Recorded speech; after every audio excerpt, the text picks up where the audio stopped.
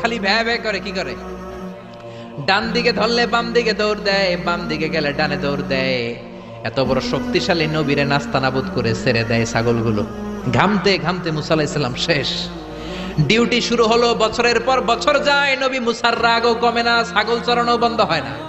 আল্লাহর প্ল্যান, 10 বছর মুসা আলাইহিস সালামকে ছাগল চড়ানোর রাখালগিরির দায়িত্ব দিলাম, যাতে মেজাজটা ঠান্ডা হয়।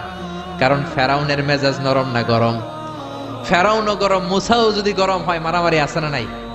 এজন্য আল্লাহ বললেন, ফাকুলা লাহু কাওলান লাইনান লাআল্লাহু ইয়াতাযাক্কারু আও ইয়াখশা।